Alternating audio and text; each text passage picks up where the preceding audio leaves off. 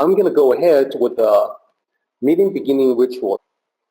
起立，面向佛堂，参加三鞠躬、一鞠躬、再鞠躬、三鞠躬，参加各位点传世一鞠躬，开班一鞠躬，请坐下。Please be seated.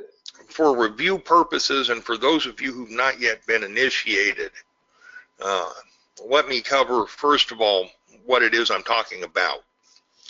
The three treasures when one's initiated are the hand seal, the mystic portal, and the Wordless Sutra. Okay? These gifts from the organization are given to all newly initiated members of the I Kuan Tao on the day that the initiation takes place. Okay?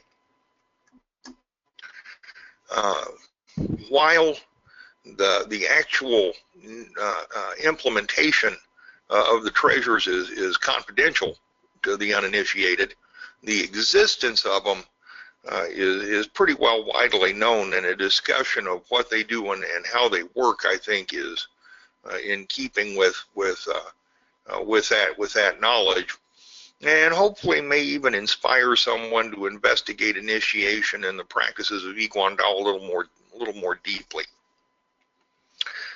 What the treasures do, what the intent is of them, is to help the practitioner focus their concentration, concentrate their essential energies, relax the body and mind, and we'll talk more about that in depth. They serve to remind us of the power inherent in our true spiritual self and in this path. And they enlist the aid of the eternal Tao of heaven to illuminate our path and the wisdom that's part of it. Now, some folks may state that the miraculous and the divine only exists as a construct within our minds, and I can't argue that that's not the truth or that it is. What I can say for an absolute fact is this: for as long as I have been cultivating and practicing the I Kuan Tao teachings, even when I was dead wrong in my understanding,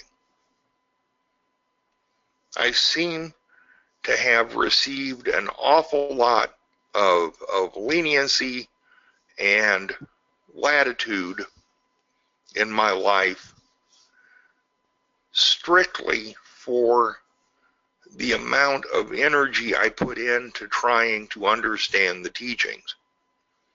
It seems in my life that things work out the way they're supposed to, sometimes despite my best efforts.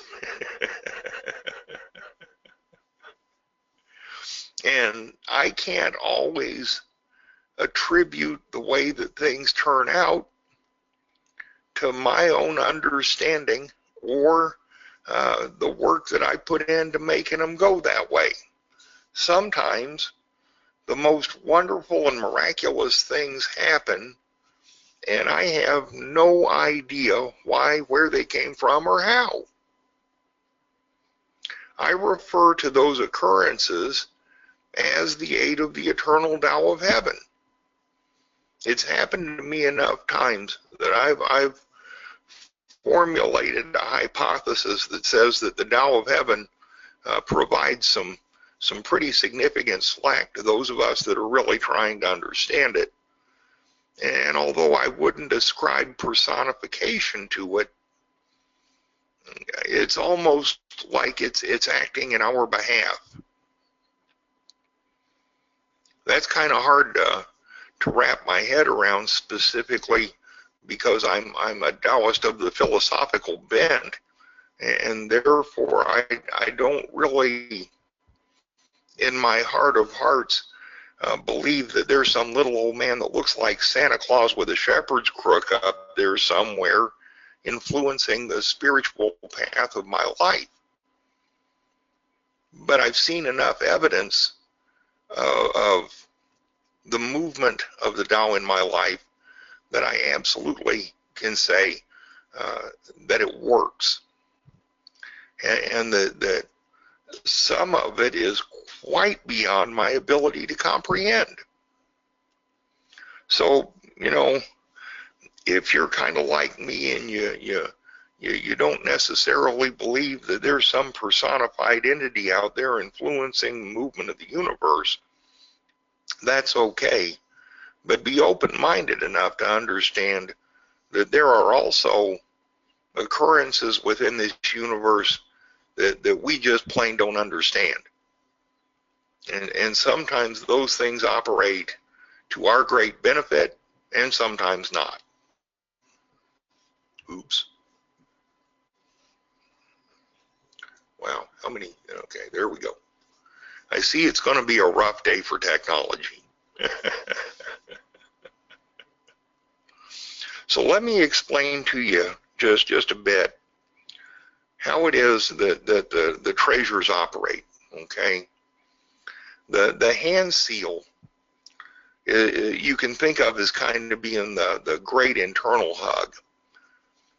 One clasps the hand seal to roughly the solar plexus on the body, and you get this instantaneous feeling of being encapsulated in kindness and compassion.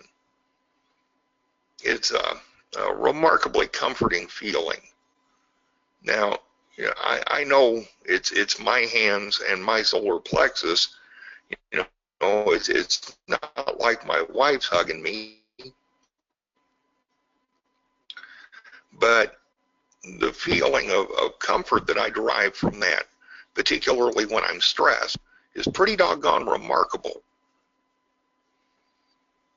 How it works physiologically is that it creates the circles of energy flow through the body. And I've experienced that in Tai Chi practice frequently with various energetic movement exercises in Qigong, but it isn't quite the same feeling. This feeling of comfort and compassion is unique to this particular physiological posture and configuration of the hands.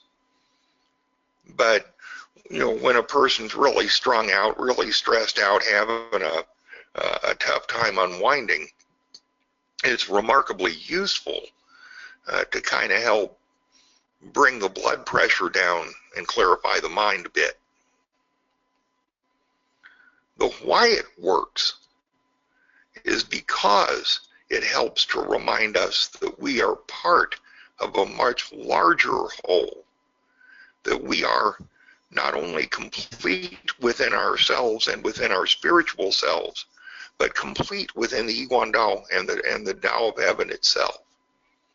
That sense of oneness, of completion, of the kindness and compassion of 10,000 souls all over the world. There's actually a bunch more than that.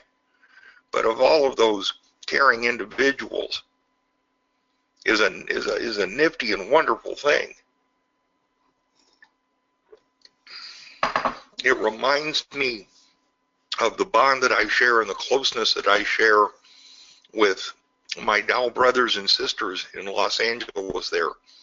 And even though we're separated by a lot of miles, you know, spiritually, we're still very close.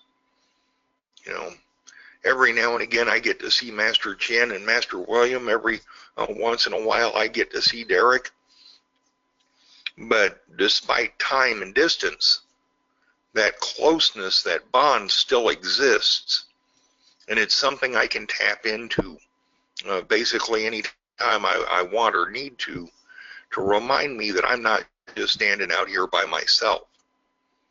I have that same bond with my students. It's a little different, but essentially the same.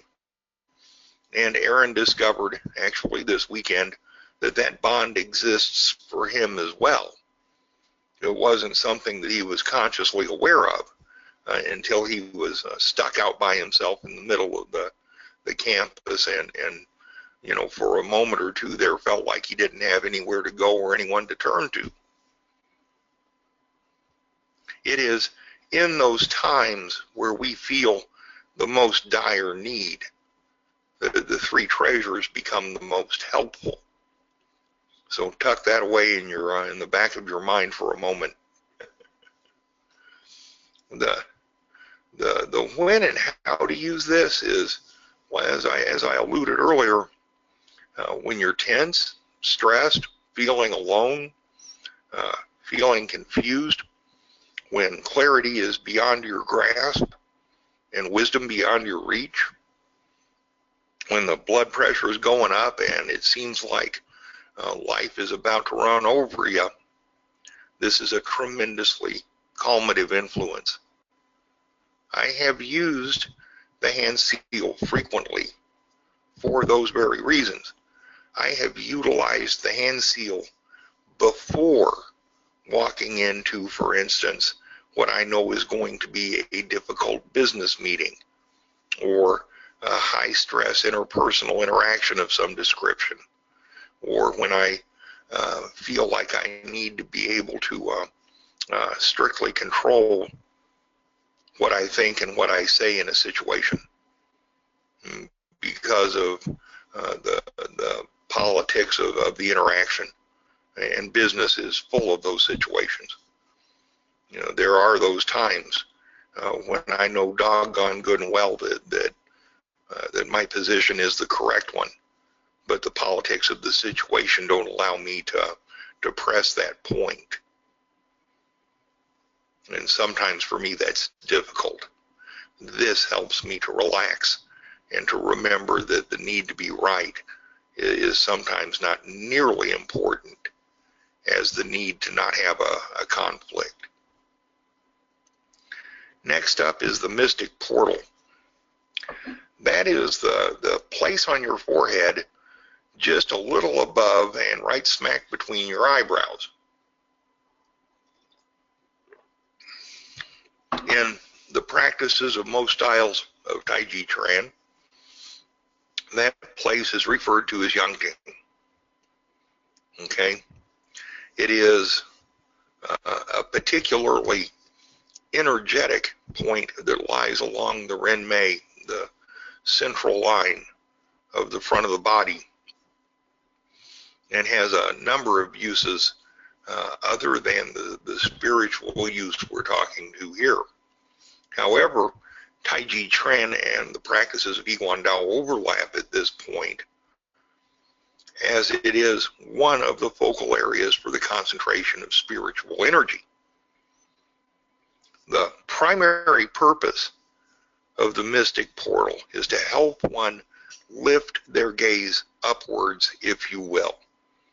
I'm not talking about staring at the sky, rather to lift one's gaze to the higher spiritual path, to the true self, to the higher state of being that allows us to understand a greater wisdom than just what our needs may be in the moment. The mystic portal is that place where we symbolically concentrate the energy of the Tao. Why it works is because it is impossible to utilize the mystic portal without first focusing the mind on the spiritual self and on the Tao. If one attempts to utilize the portal while focusing on the mundane, it tends not to work very well. But when we take our hands off of the life situation that's causing the difficulty in the moment and apply our concentration through the mystic portal on the Tao of Heaven and on the true self, all of a sudden the window to the universe opens and things become much clearer. We use the mystic portal to gain a new perspective, a wider view, more clear wisdom and guidance on our situations and our decisions and choices. It is particularly beneficial when we are faced with a number of options that either all look equally good or all look equally negative, where perhaps another option, a different view, a better choice is actually the right answer.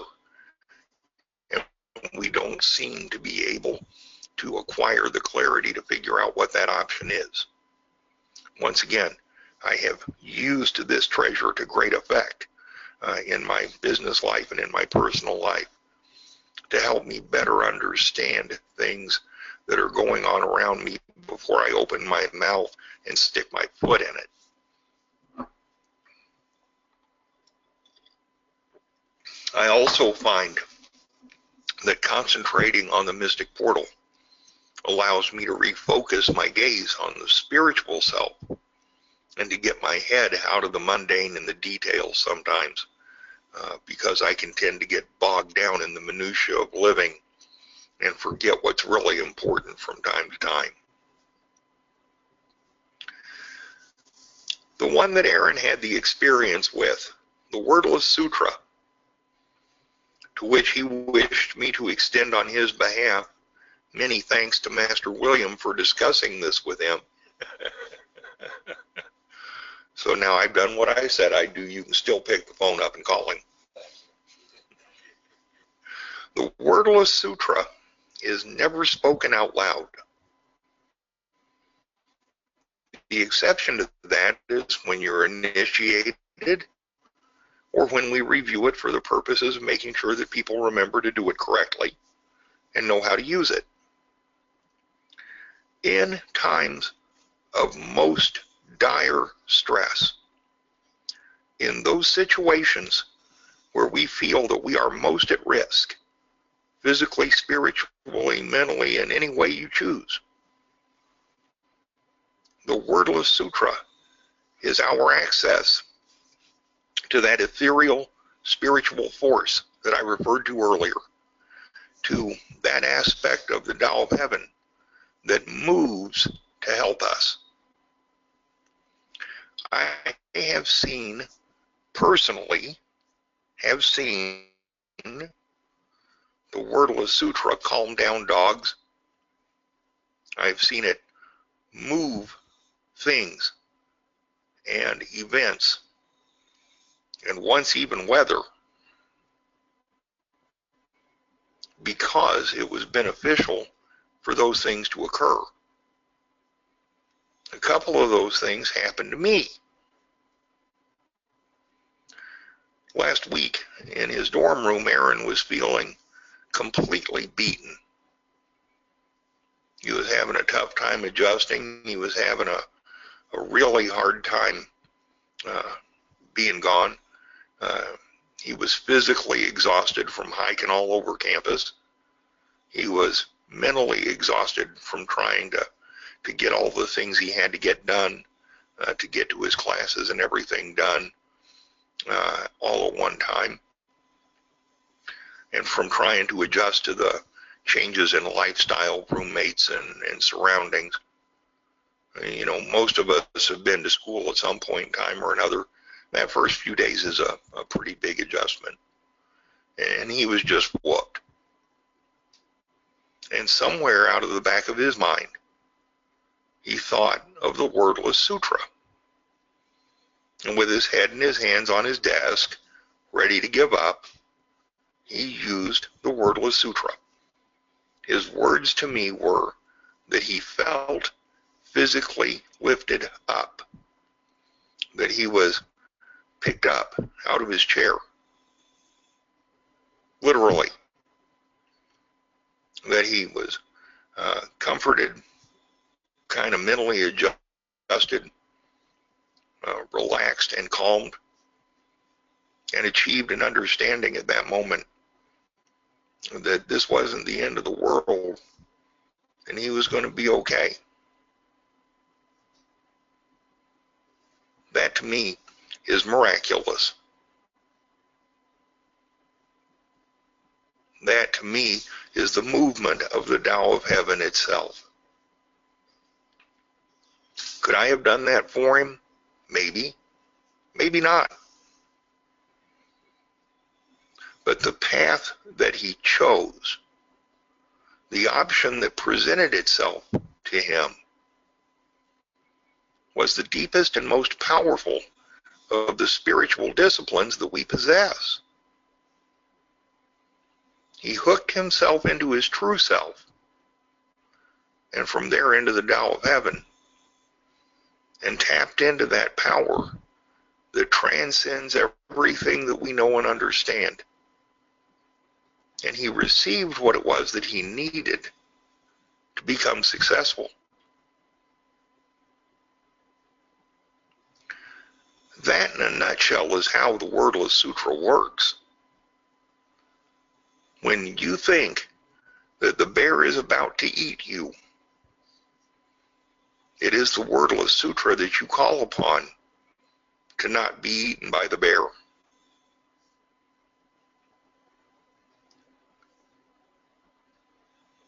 I'm not sure I can exactly put into words why this works, but I'm determined to give it my best effort in the hopes that you all can understand it when I'm not sure I entirely understand it myself.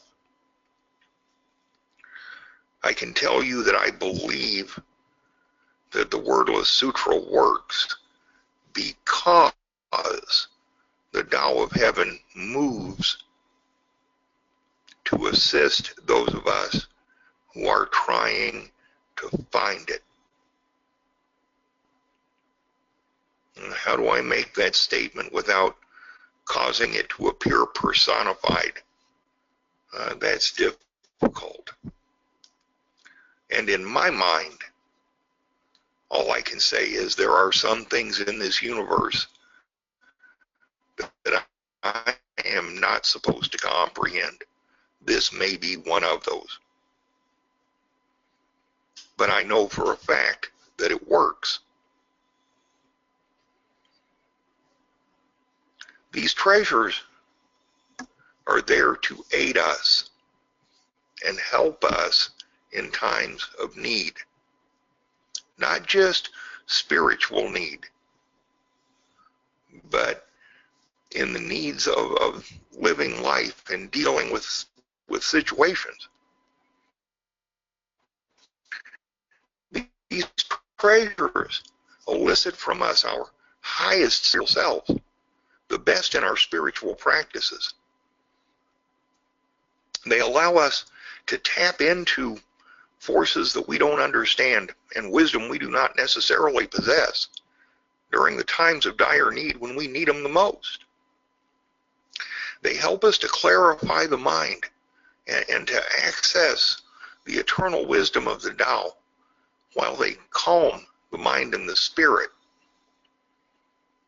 They tap into that miraculous ethereal force, that force that drives the universe and causes for the planets and stars to move and things to happen and all of the wonderful cycles that we observe to occur. And it focuses that force to our aid in our time of need. How does that happen? I'm not sure that I know, but I know that it does. And since those treasures arise from within us, from within the true self, in the time when we need them the most, they are completely reliable and absolutely available. It's not like calling your best friend to come drive you to the gas station, where maybe they can do it and maybe they can't. This springs from within us. It accesses what is eternal. And so it's always there and it's always available. I'm running just a tad over this morning, so we'll tie this up quickly. Once again, you know, I try to think of what I can tell you, what I can leave you with at the end of one of these talks that might be beneficial to you, that might be helpful or something you might remember, you know, if you really need it. And so, once again, you know, this is kind of what I came up with. First of all, the three treasures of I Kuan Tao. Those are shared with every new initiate when they're initiated. But the fact that you're given the treasures when you're initiated doesn't always mean you understand them then. Discovering the real power and usefulness of the treasures, that's a process. And it requires an investment of some time and some practice. And sometimes, like in Aaron's case, you know, a situation where you're convinced you're just going to lose. And when you need it the worst, then their power are at their highest. And I say this about a lot of things, but it's the truth. As with any other practice that we undertake, learning to use the three treasures relies in very large part to the degree on which we apply ourselves to our Tao cultivation, to understanding teachings, to applying the teachings, to getting in touch with a true spiritual self. If we never study, if we never practice, if we don't walk the path, and then that day comes when we need the treasures, we may not have the wherewithal to call upon them because we haven't built the foundation. So I encourage all of you to continue to walk that path of Tao cultivation, knowing that to help us in that path, these three treasures exist. And lastly, you know, the experiences of those who've had the need to use the treasures kind of underscores the value of them. You don't hear a lot about them unless somebody's telling a story that starts out with, oh, there we were, and all of a sudden this happened. You know, it's usually something really bad was about to happen, and, okay? But the fact that those stories are out there, the fact that those occurrences have happened, the fact that there are people who can discuss them, talk about them, and tell them, indicates that the treasures are powerful tools, you know, that aid us while we're on that spiritual path. Take advantage of them, use them, understand them. Have a wonderful rest of your weekend, and as always, thank you very much for letting me share with you. Thank you. Joe, thank you very much for that presentation. And I also wanted to mention, Bill, that Peter specifically today asked me to relay his greetings to you and to wish you well, because, you know, he was aware of your health challenges. Thank you. I love Peter something fierce. He is a great guy. Please tell him I said hi and say. Will do. Let me also, you know, tell people a little bit about the friendship that you and Peter have, because by surface appearance, you know, for many people, they would look at the two of you and think that you are the most unlikely pair.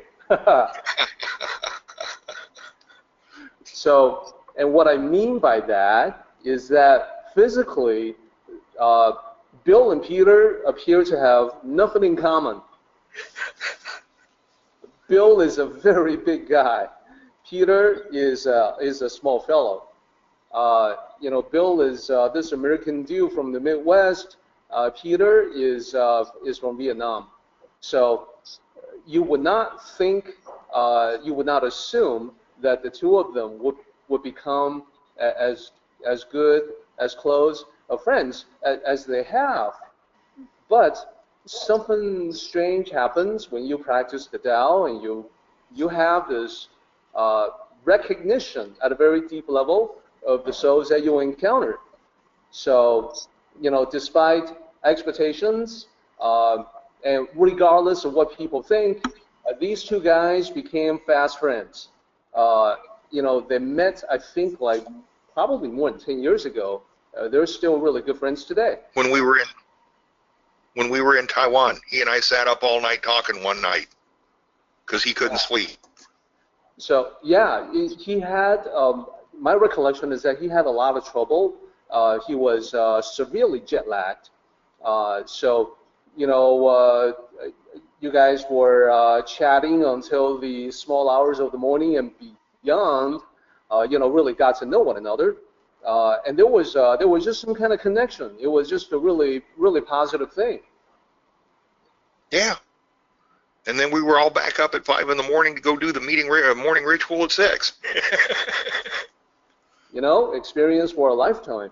And just so you know, he recently retired, so he's probably a good idea when you see him again to congratulate him for his retirement.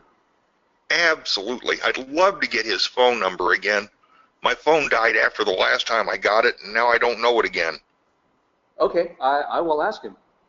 So the connection that I was mentioning, and this is for everyone, the connection that I described between Bill and Peter is what in the Tao we would point to as an example of karmic affinity. When you have karmic affinity, distance separating you and the other party doesn't matter. You will still make that personal connection no matter what. If there's no karmic affinity, you can pass by one another and have no recognition whatsoever. So if you ever feel that someone perhaps one of your friends, feels to you closer than family, that's karmic affinity at work. If you have just met someone and it feels as if you have known this person all your life, but that can't be. You've just met him or her. Well, that's karmic affinity at work. Whenever you do come across this, examples of it, perhaps more likely when you cultivate the Tao, it is something to be treasured. Also, to answer a quick question about GoToMeeting settings, let me share with everyone that there are many options.